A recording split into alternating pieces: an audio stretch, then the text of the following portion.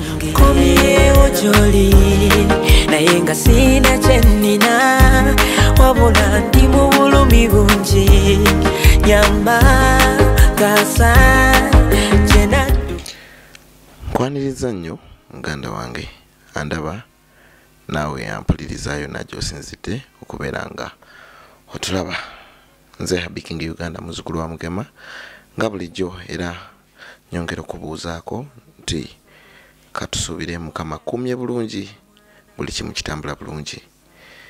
Muganda wange wali obaddeko awo mu bulamu bw'ensi eno ng'ekituufu tomanyi kikiddako, ng'ekituufu tomanyi wa oyina kutandikira. Mazima ddala ng'ekituufu obulamu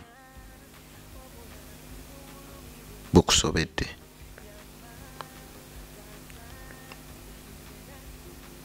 Tuzze tuwulira endwadde nnyingi nnyo zinnamutta, naye weebaze Katonda bw'obanga oli mulamu.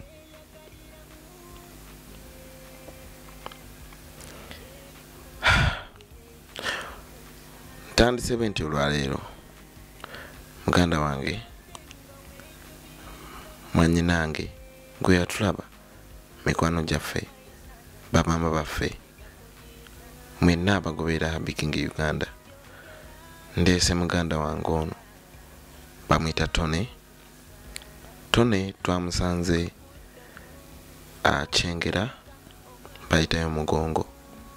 Tonny ono lunaku lumu yagenda mu kinaabiro okunaaba n'abaako ebintu bye yalinnyamu by'atasobola kutegeera.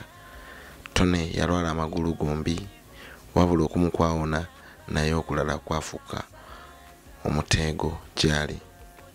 Okugulu kuno kwatandika okuvunda. Musajja wattu akoze buli kimu ekyetaagisa naye embeera eganya okutereera. Tonny yagenda ogenda mu ddwaliro eddene ne bamugamba nti okugulu kwalwala kansa w'oku lususu.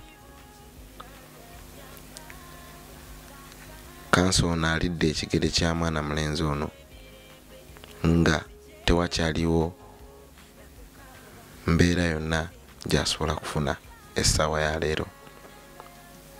Tonny abasawo bamugamba ekituufu ekigere kino kyakusalibwako, wabula olw'embeera y'ensimbi sente ze bamugamba tazibweza, tazirina. Kakati sinakuwa mboozi ye mu bulambalamba naye mbadde nsaba tusooke tulabeka vidiyo kano. Aliyo ne bangamba eddagala simanyi lyalwamu mubiri ne lizuula kansa w'oku lususu. Yatujjanjabye okumala emyaka kati ngenda mu mwaka gwa 7 ng'ekigere kyalwala kino. Ekigere kiganye banaye nsaba buyambi bannaayi. Tonny wali okola mulimu ki ng'ekigere kino tekinalwala? Sebo nali nkola mu katale nga ntikkula bya mu katale, ntikkula mu katale bintu ku mmotoka, matooke ebyo nga bintikkula ku mmotoka. Esebo kitobeerawo oti mama wange neera asanze wenje ekyengera wensemba omugwange nenyegera ekyengera ampaddayo 5 ampaddayo 10 wetembera gye mpitamu ngafuna ekyokuli. Ddala tumuyambye tutya? Tonny yeetaaga $3,000,000. Tonny basuza musuze, omuntu yalina ewuwe ne mukyala we n'abaana yabatta ne bagenda mu kyalo olw'embeera nga takyalina busobozi bumusobozesa kubalabirira.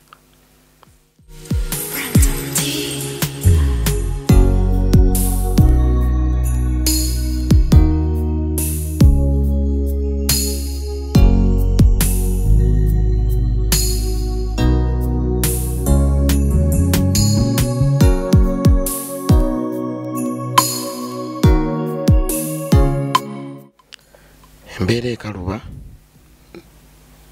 nononya oddukira ne wakubula. Wabula Bayibuli egamba mu Isaiah 58 ekitundu eky'ekumi kigamba nti bw'oli ewaayo okuyamba abayala n'odduukirira abali mu buzibu. Olwo omusana gwo gulyaka n'ova mu kizikiza ekibadde ekiro kirifuuka ettuntu. Baganda bange, munansonyiwa ngenda bbawo emboozi eno mu bulambalamba naye mbadde mbasaba tusooke tutambuze ka vidiyo kano tubeeko engeri gye tujja Tonny mu buzibu buno bwalimu, kubanga singa tulwawo kumuyamba embeera eyinza okusajjuka ne tubulwa ate engeri gye tumutaasaamu. The earlier the better. Tuyambe Tonny asobola okubeera nga awona obulumi bwalimu. Nkubira omulanga eri mwenna abatulaba, nkubira omulanga eri aba St. Paul Anglican Church, muze muyamba abantu bangi naye mbasaba tuyimirire wamu ne muganda waffe ono. Nkubira omulanga abali e UK, nkubira omulanga abali Dubai, nkubira omulanga abali Saudi Arabia, ne bwe kaba katono katya koona abootodde kajja kubaako engeri gye kakyusa obulamu bwa Tonny. Nze Asaba nkwatireko mannaye naye ndi mu bulume bw'amaanyi seebaka nsula ntunula nsula ntudde kigere kinnuma kyo. Nsaba nkwatireko bannaye oba bakijjeeko tulabe nga nowe bananfulira ekigatto n'enkyambala naye nga obulumi bukoze eki obulumi nga buvuddewo naye nga sina mirembe n'akamu. Uganda, subscribing, sharing video eno ebeeko gwetukako tomanya ayinza okuyamba. Mbeere bulungi, mweraba. Tatondekerera kuzikirira nzirira mu munange komyewo gy'oli naye nga sina kye nnina wabula ndi mu bulumi bungi nyamba kasa kye naddukira okufuna emirembe.